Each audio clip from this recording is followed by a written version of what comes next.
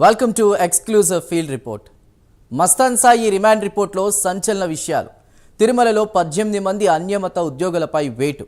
మేడారానికి భక్తుల బారు. 4 డివిజన్లతో విశాఖ కేంద్రంగా దక్షిణ కోస్తా రైల్వే జోన్. ఈ అంశాలపై హైదరాబాద్ నుంచి మా ప్రతినిధులు కుమార్, తిరుపతి నుంచి సునీల్, వరంగల్ నుంచి తిరుపతి, కాకినాడ నుంచి కామేశ్వరరావు ఫీల్డ్ రిపోర్ట్లో సిద్ధంగా ఉన్నారు. ముందుగా మస్తాన్ సాయి రిమాండ్ రిపోర్ట్లో సంచలన విషయాలు వెలుగు చూశాయి. లావణ్యను చంపేందుకు పలుమార్లు మస్తాన్ సాయి ప్రయత్నించాడని పోలీసులు తెలిపారు. 2022లో తన ఇంట్లో నిర్వహించిన పార్టీలో లావణ్యకు డ్రగ్స్ ఇచ్చి ప్రైవేటు వీడియోలు తీశారని రిమాండ్ రిపోర్ట్లో వెల్లడైంది. ఈ విషయం తెలియడంతో లావణ్య, మస్తాన్ మధ్య విభేదాలు తలెత్తాయని, ఈ విషయంలో రాజ్ తరుణ్ జోక్యం చేసుకుని రాజీ కుదిర్చాడని పోలీసులు వెల్లడించారు. ఇక ల్యాప్టాప్లో వీడియోలను సైతం డిలీట్ చేయించారని రిమాండ్ రిపోర్ట్లో పొందుపరిచారు. ఈలోపే ఆ వీడియోలను వేరే కంప్యూటర్లోకి మస్తాన్ డంప్ చేసినట్లు పోలీసులు గుర్తించారు. హార్డ్ డిస్క్ వీడియోల విషయంలో పలుమార్లు గొడవలు కూడా తలెత్తాయి. లావణ్య ఫిర్యాదుతో మస్తాన్ సాయి, కాజాను పోలీసులు ప్రస్తుతం అరెస్ట్ చేశారు. ప్రస్తుతం మరింత సమాచారం అందించడానికి మా ప్రతినిధి కుమార్ ఫీల్డ్ రిపోర్ట్లో సిద్ధంగా ఉన్నారు. కుమార్. Thank you Chandu. మస్తాన్ సాయి విషయంలోని రోజుకొక విషయం వెలుగులో చూస్తుంది.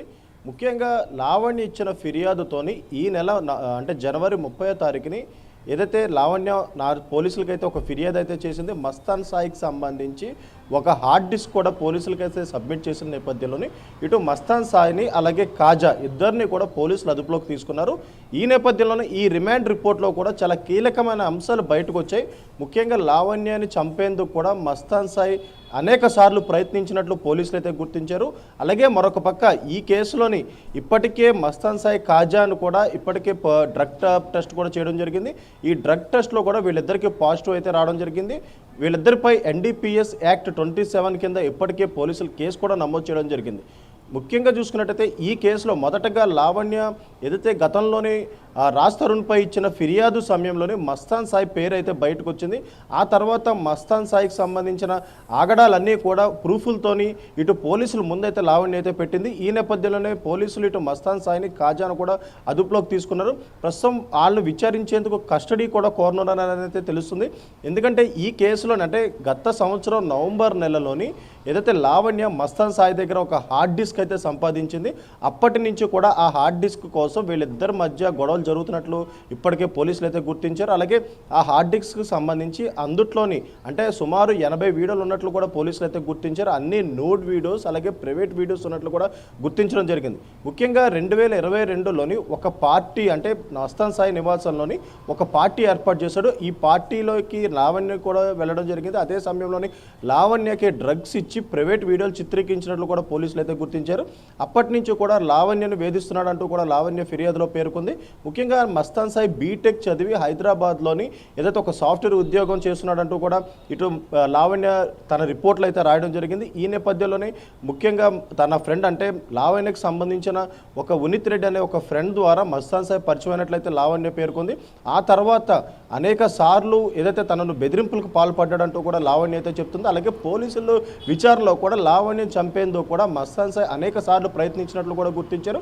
ముఖ్యంగా చూసుకున్నట్టయితే ఈ కేసులోని హార్డ్ డిస్కే చాలా కీలకమైంది. ఇప్పుడు హార్డ్ డిస్క్తో పాటు అలాగే మరొక పక్క మస్తాన్ సాయి సెల్ ఫోన్ కూడా FSLకి అయితే పంపించారు. ప్రస్తుతం దాన్ని వెరిఫై కూడా చేస్తున్నారు.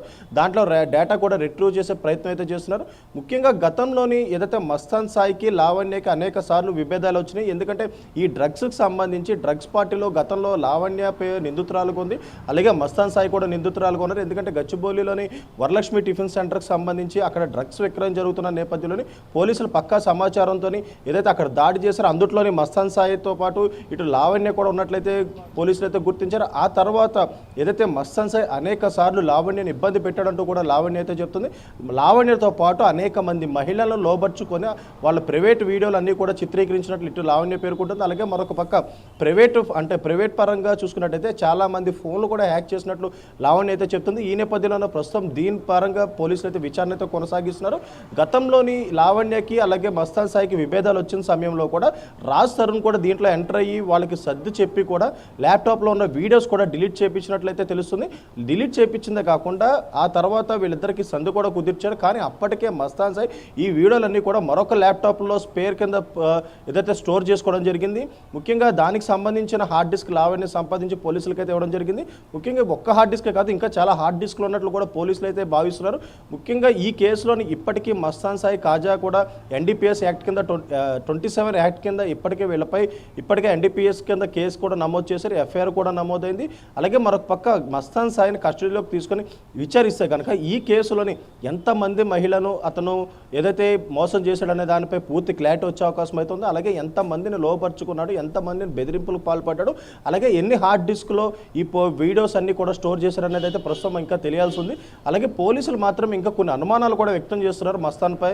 ఎందుకంటే మస్తాన్ ఇంకా ఈ వీడియోలన్నీ కూడా కొన్ని ఫోన్ సైట్లో కూడా అప్లోడ్ చేశాడేమో అని ఒక అనుమానం అయితే పోలీసులు అయితే వ్యక్తం చేస్తున్నారు. ఈ నేపథ్యంలోనే ఇటు ఫోన్ అంటే మస్తాన్ సాయి ఫోన్ అలాగే లావణ్య ఇచ్చిన హార్డ్ డిస్క్ను కూడా ఇప్పటికే ఎఫ్ఎస్ఎల్కి అయితే పంపించడం జరిగింది. ఆ రిపోర్ట్ వస్తే కనుక దీంట్లో కొన్ని కీలకమైన అంశాలు బయటకు వచ్చే అవకాశం అవుతుంది. ప్రస్తుతం మస్తాన్ సాయికి వైద్య పరీక్షలు కూడా చేశారు. ముఖ్యంగా ఎప్పుడైతే మస్తాన్ సాయిని అరెస్ట్ చేశారో మస్తాన్ సాయితో పాటు అతని ఫ్రెండ్ కాజాను కూడా అదుపులోకి తీసుకున్నారు. వీళ్ళకి ఏదైతే డ్రగ్ టెస్ట్ కూడా నిర్వహించారో వీళ్ళకి డ్రగ్స్లో పాజిటివ్ కూడా రావడం జరిగింది. గతంలోని మస్తాన్ సాయి తన విల్లాలోని ప్రతి శని ఆదివారాల్లో కూడా ఏదైతే డ్రగ్స్ పార్టీ నిర్వహించినట్లు కూడా పోలీసులు అయితే గుర్తించారు. ముఖ్యంగా దీనికి సంబంధించిన కొన్ని వీడియోలు కూడా ఇప్పటికే లావణ్య కూడా బయటపెట్టింది. అలాగే మరొక పక్క ఈ కేసులోని కీలకమైన వ్యక్తులుగా ఉన్న మస్తాన్ సాయి కాజాలపై ఇప్పటికే ఎన్డీపీఎస్ యాక్ట్ కింద కూడా కేసు అయితే నమోదైంది. ప్రస్తుతం ఈ కేసు ఎంత దూరం వెళ్తుంది అనేది అయితే మనం వేచి చూడాల్సింది. ఎందుకంటే మస్తాన్ సాయి చాలామంది ఫోన్లు హ్యాక్ చేసినట్లు కూడా గుర్తించారు. హ్యాక్ చేయడమే కాకుండా ఆ ఫోన్లో పర్సనల్ డేటా మొత్తం కూడా మస్తాన్ సాయి ట్రాన్స్ఫర్ చేసుకొని దాన్ని కొన్ని హార్డ్ డిస్క్లో స్టోర్ చేసి చాలామందిని బెదిరింపులకు పాల్పడినట్లు కూడా తెలుస్తుంది. ఈ నేపథ్యంలోనే ఇటు లావణ్యపై కూడా అనేక సార్లు బెదిరింపులు పాల్పడ్డాడు కాబట్టి జనవరి 30వ తారీఖుని లావణ్య పోలీసులకు ఫిర్యాదు ఇచ్చింది. ఇప్పుడు ఆ కేసు ఆధారంగా మస్తాన్ సాయిని కాజాను అదుపులోకి తీసుకోవడం జరిగింది. ఈ కేసులోని ఇప్పుడు కస్టడీ తీసుకొని మస్తాన్ సాయిని విచారిస్తే కనుక దీంట్లో ఇంకా కీలకమైన అంశాలు అయితే బయటకు వచ్చే అవకాశం అయితే ఉంది. Chandu. Right Kumar, thank you.